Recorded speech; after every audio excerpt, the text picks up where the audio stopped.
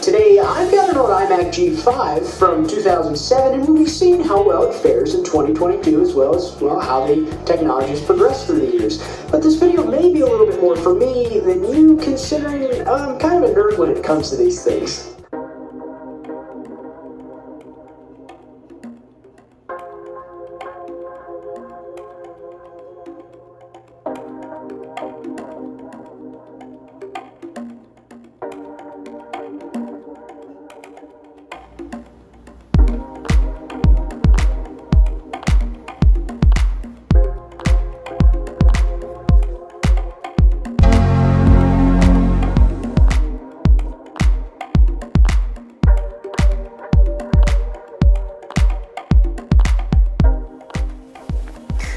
So while this computer's decently old, it's not Cambrian explosion, but more Jurassic era old. For example, if this computer were human, it would just be getting its license and learning how to drive.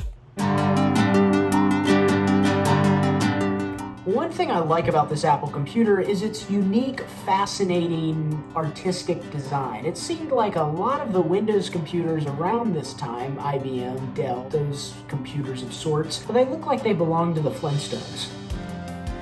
While Apple's futuristic design keeps it in the future with the Jetsons.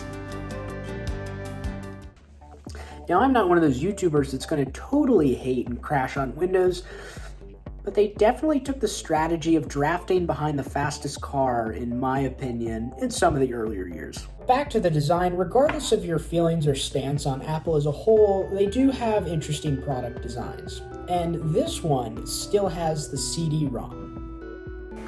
And when I'm talking about CDs, I'm talking about compact discs, not certificates of deposit, which could keep up with inflation about as well as I can keep up at a track meet.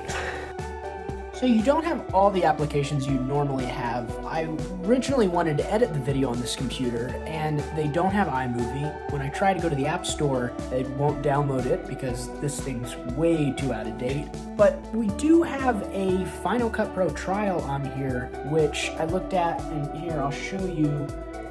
This thing is very, very outdated.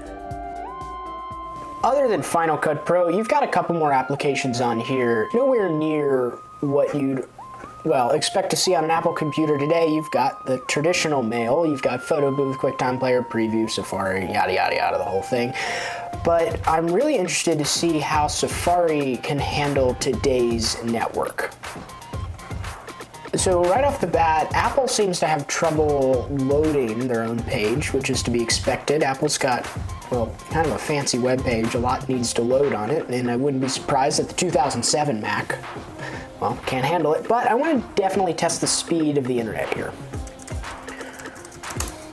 I expect it to be, well, close to 100 is what I get on my typical computer. So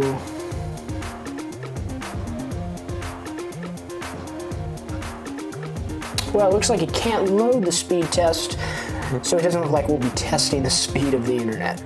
Also, I'm kind of interested as to why Apple named their web browser Safari, but I think it may be along the premise of, well, you have no idea what you're going to find on the internet, much like a Safari. But a Safari may be more predictable than the internet these days. One of the things that's really hard to ignore about this computer is the classic background.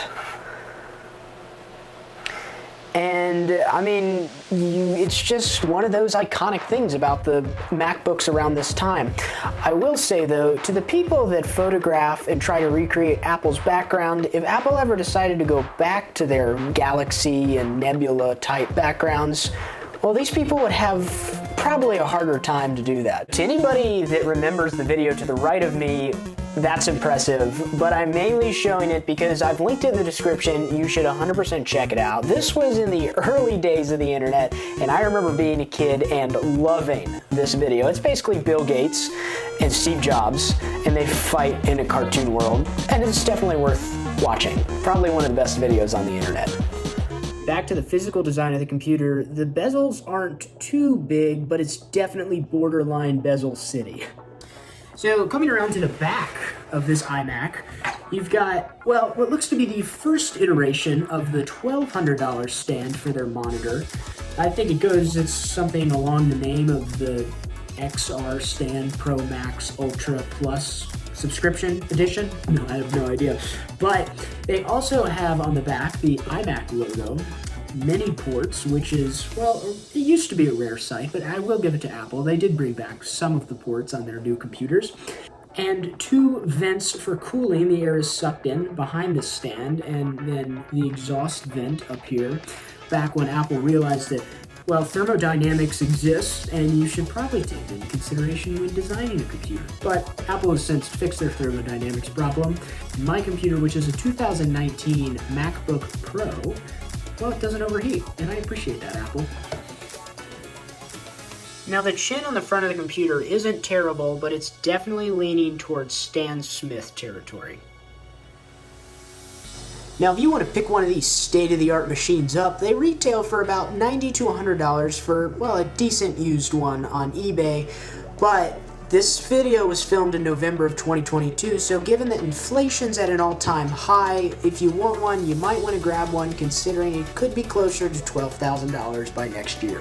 One thing that Apple did have before Zoom is the virtual background. And while it's not the perfect, green screen type look, there are parts of me that are missing. It's pretty decent for 2007. Also, the microphone quality is not bad either, but their thermal camera, well, I don't know how much I'd believe it, but it's an interesting effect for sure. That's basically it for this video and this Mac. I debated on making this video in the first place because there's not much to talk about, and it's kind of a niche topic too. All in all, though, the design of this computer, I love it. It's really artistic and it's unique. Enough of me talking, though. Let's see if we can crash this computer.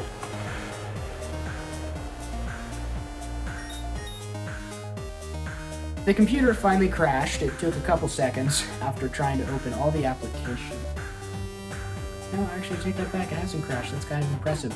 But thanks for watching this rather, well, different video.